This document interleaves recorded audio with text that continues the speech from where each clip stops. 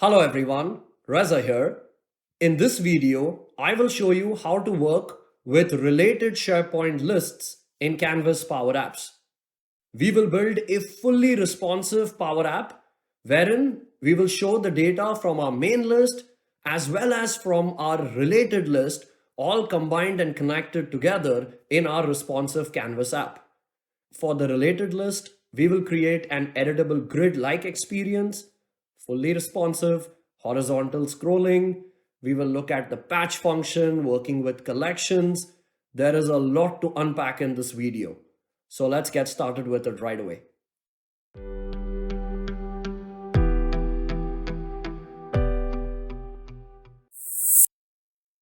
This is a Power App that is connected to multiple SharePoint lists that are related with each other. The home screen showcases data from the projects list. The user can select a project, look at the details of the project, edit the details. They can add new projects, delete projects, full CRUD operations. For a specific project, the user can go to its related tasks.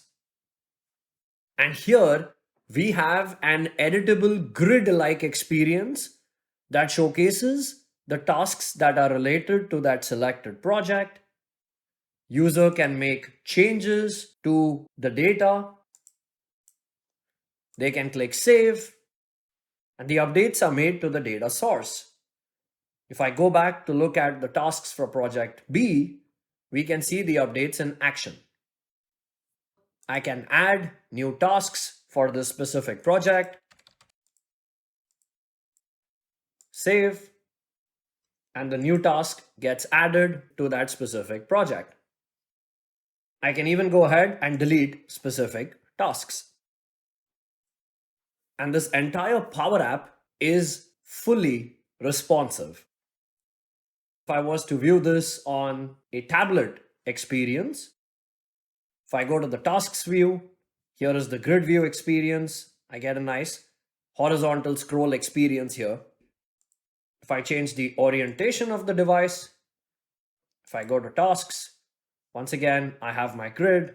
Here's my scroll bar, which also has that nice sticky header like experience. And here is the application in a mobile form factor. So let's try and build this application from scratch. First, let's understand the schema of our SharePoint lists. I have a list called projects in which I have created columns of different data types to store the metadata related to a specific project. If I was to create a new item in SharePoint, title is single line of text, the name of my project, status is a choice field. I can define the start date of the project.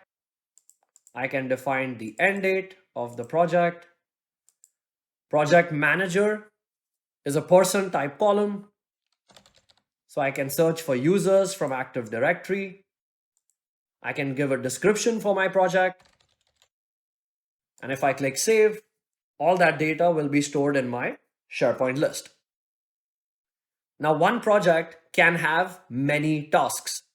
So I need a one-to-many relationship between my projects list and my list of tasks. This list also has columns to store metadata about a task, the title of the task, due date of the task, description, and priority. But what I need to do here is create a relationship, more like a connection in SharePoint between the two lists. And to do that, I will add a column of type lookup. This makes a column from one list become the choices of selection in another list. So I'll click next. I will name it project lookup. Type is lookup. Now select a list as a source. Here I will pick my projects list. So I'll pick the title column from my projects list. You can also go to more options, and here deletions from the source list affect this list. Now by default this is no, meaning if a project is deleted, the tasks will still exist. But here, if I turn this on, I get two options. Source items cannot be deleted, meaning if there are tasks related to a project, the project cannot be deleted. First, we have to delete the tasks and then the projects. And then the second option is deleting source items deletes values in this list, which is a good option in my case here, since if a project is deleted, the related tasks at that moment have no value. So I'll select this option and I will go ahead and click save. If I was to create a new item in the task list, I can give a name to my task. I can give a description, define a priority for the task, pick a due date for the task, and here is project lookup. This will list out all the projects from my projects list. Currently, I only have a single project, so that's why it shows me the option for that one project, which is Contoso. If I select this and click save, the task gets created and there is a lookup to my project. So let's create an app. I will start with a page design, gallery connected to external table. So I'll select this, choose a data set to start. I'll pick SharePoint. I'll pick my SharePoint site, pick my SharePoint list, which is my projects list, and click create app. The app is ready. The connected list is my projects list. If I click preview, here's the project that I added. Here is the details of that project. I can click new to add a new project. I can give my project a name, fill out the form, click submit. And now I have a second project that gets added to my SharePoint list. I can edit the details of a project. For example, I'll change the status of this project to in progress. I can delete a project, full CRUD operations, and this entire screen is responsive in nature. To add tasks related to this project and create a full editable grid-like experience, something similar to what the grid view experience in SharePoint itself allows. For that, I will first connect to my tasks list. I'll go to data, add data, pick SharePoint, pick the SharePoint connection, pick my SharePoint site, pick my tasks list, and connect. To create my tasks screen, I will add a new screen. I will pick one of the responsive layouts. I'll pick header and footer. Here in the header section, similar to what I have in the main screen, if I select this label control, it lives in this header container. So I'll simply copy this label control, go to my newly created screen and pick the header container, right click, paste. So it adds that label. The text for the label, I will change this to tasks. Next, I need to create that grid, which I will create in this main container. And here I have a footer container. Above the grid, I would like to give those options for the user to either go back or create an item in the grid or save the grid. So I'll right click, reorder, and move this container up so it sits above the main container. From the project screen, I need an option for the user to go to the tasks screen. I have a container here. So I'll go to insert, I will go and insert a button control. The text for this button, I will call it as tasks. And when the user selects this button, I will go ahead and use the navigate function to navigate the user to my task screen, which in my case is called screen 1. So if I was to click on tasks, it takes me to the tasks screen. For the middle container, here I would like to give an option for the user to go back to the previous screen. So I'll select this container and add a button. I'll give it the text back. On select, I will use the function back. So if I was to click back, it takes me back to the previous screen. If I click tasks, it takes me to the tasks screen. Now in my project screen, I am making a selection for a project. So I'll go to tasks.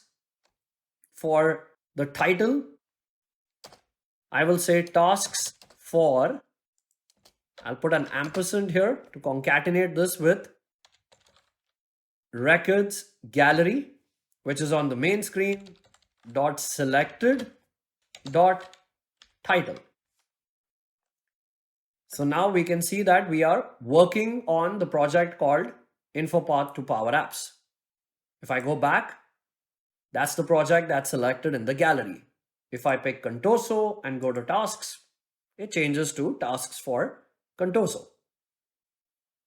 Now, when I land on this screen, the first step I would like to take is to load all the tasks that are related to this specific project from my tasks list and show them in a gallery. To do that, on visible of this screen that I will rename to tasks screen, on visible, I will go ahead and create a collection. I'll use the function clear collect. I'll give my collection a name, call grid data.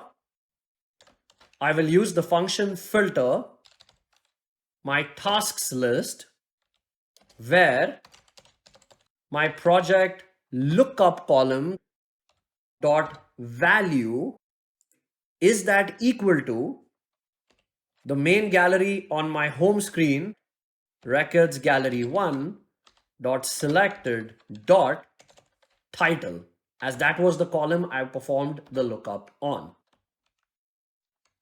If I was to go back to the main screen, I have Contoso selected. If I click tasks, this collection will load with data. And it's loaded with one record, as my tasks list has a record that is related to Contoso. Now to show these tasks in main container, I will insert a gallery control. I will select a blank vertical gallery. I will rename this gallery to tasks gallery. The items property for this gallery will be the collection that I created called call grid data. And since I'm creating an editable grid-like experience, in this gallery, I will add controls specific to my column types. Title is a text column.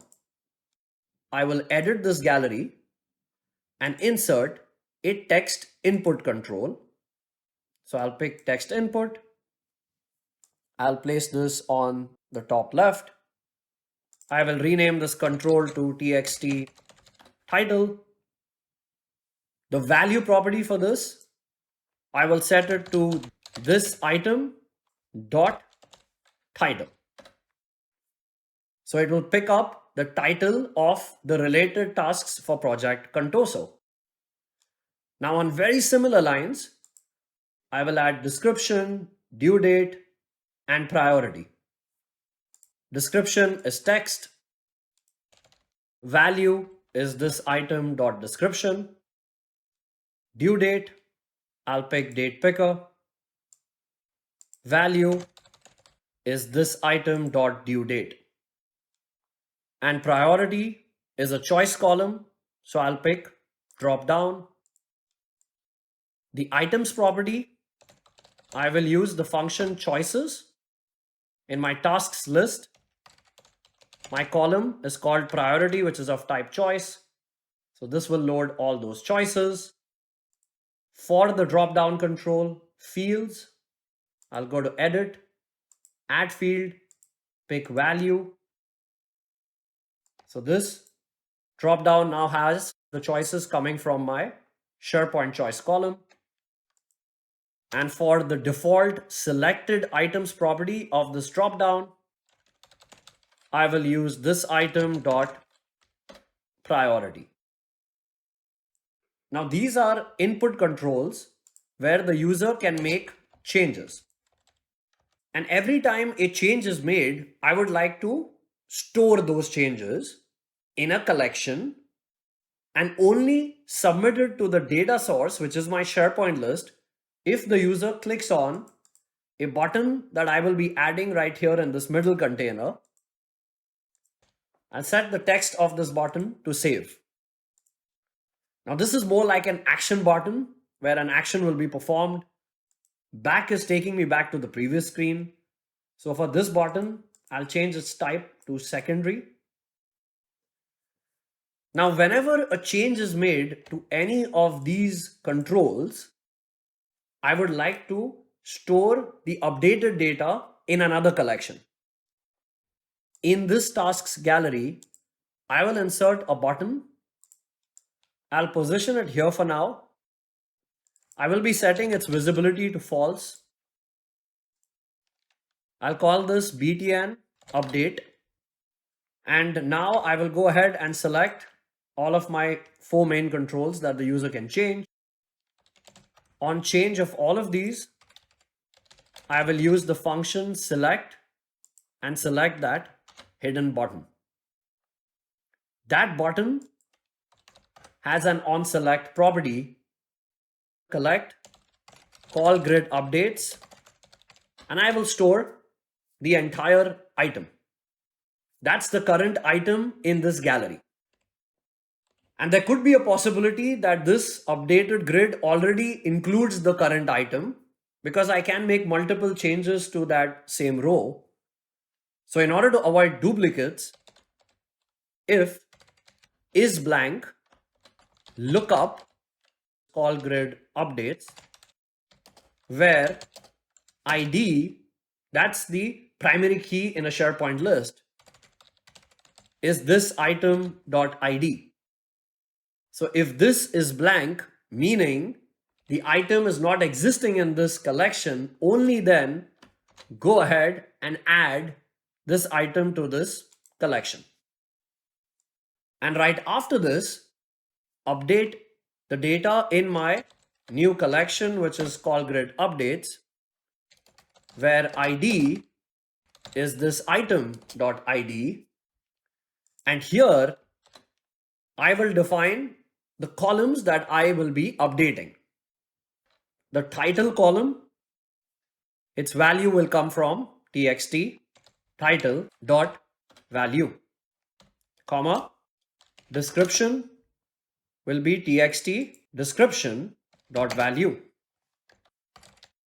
and priority, I need to create a record that has a property called value, drp priority dot selected dot value. And when the user clicks the save button on select, I will patch to my tasks list. I would like to patch data from that collection of mine, which was called grid updates. It is important for us to use the show columns function to only pick the key columns that we want to patch, as well as the unique identifier, which is the ID column. So show columns from call grid updates. I'll put all the names of my columns, title, description, due date, project lookup, and do not forget the all important ID column. So that's the function that I will use to patch the data to my data source. And once this patch is performed, I would want to clear all the data in this collection, which is call grid updates. So if I preview the app now, let's make a few changes. Project plan doc. Let's say I'll change the date to the 24th, change the priority as well. If I click save, this will go ahead and update that specific item in my SharePoint list. Next, I would like to give the user the option to create an item. In the middle container, I will insert a button. I'll call it add. Now, when this is selected, use the function patch, my tasks list, defaults of my tasks list, the title, new task. I would like the priority to be defaulted to medium. Project lookup, value, my records gallery 1 dot selected dot title, and I also need to set ID. Records gallery 1 dot selected dot ID. Curly brace, round brace. Click format text. So if I click preview, now if I click add, this will add a record to my SharePoint list, but I don't see the value in the grid. Every time we make an update to the data source, we need to ensure that we are reloading this collection. To avoid repetition of this formula, I'll add a button in this middle container, btn load grid. The logic that I wrote on visible, I will copy that code, and for button load grids on select, I will use that same formula. Task screen on visible, I will change this to select btn load grid. When I click add, right after adding the new row, I will call that same button. When I'm saving, after I save, I will call that button. And this logic for clearing that collection, this as well, I will add it to this btn load grid. So now, if I go back to my main screen and click tasks, notice it shows that there are 2 tasks related to Contoso. And if I click add, it will add a 3rd task, and so on and so forth. Now my gallery has a lot of white space in it. If I edit the gallery, I have a property here called template size. This, I will set it to a number so I do not get any white space in my case. So this now looks more like a grid experience. And notice I can simply tab through. I can start updating values. If I click save, those updates are being made in my tasks list. And if I go back and pick a different project and go to tasks, I have no tasks for this project. The save button should only be enabled if the user has made any updates to the grid.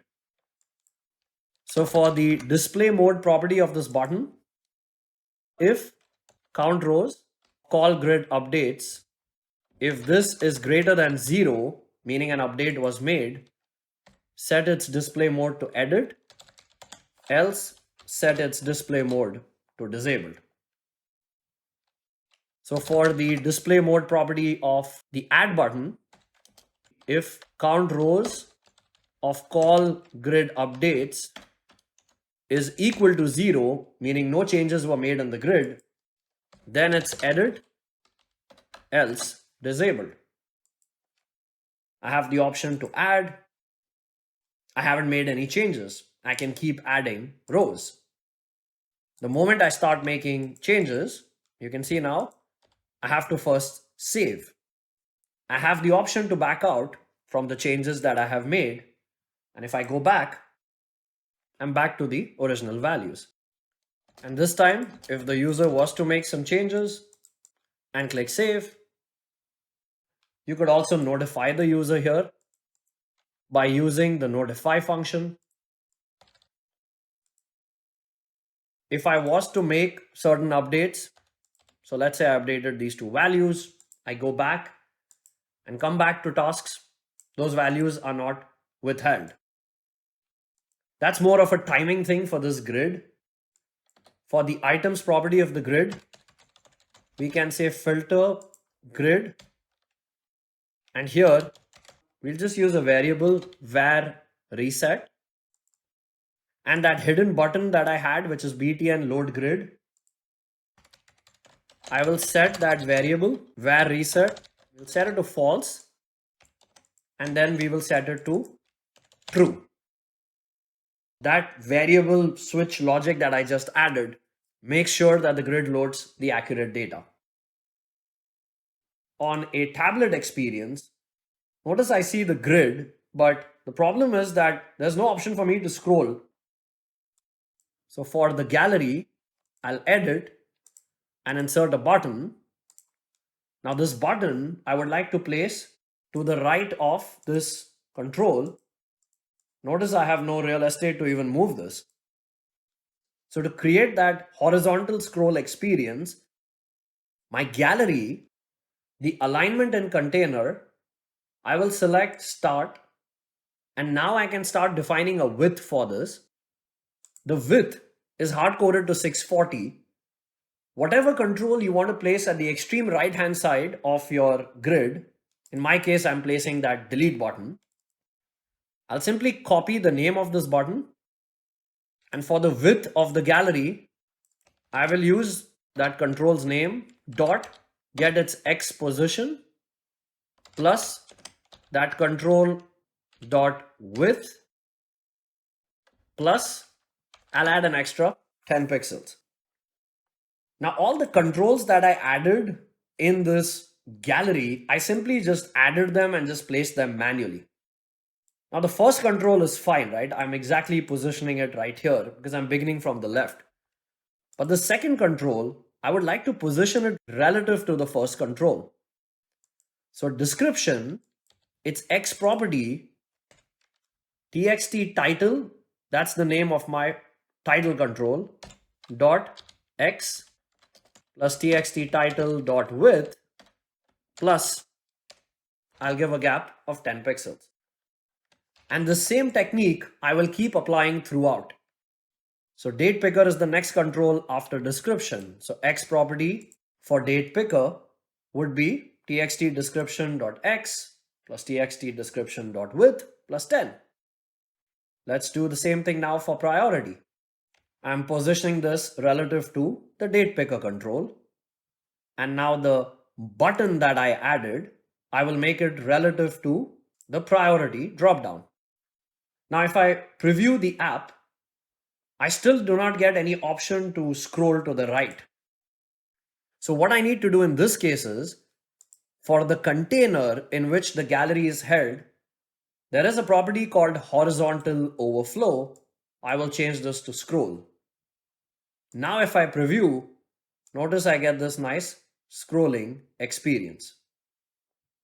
My button is cutting off a little at the end, so I just need to make a little bit of adjustment to the gallery width. Just give it a little bit more distance here.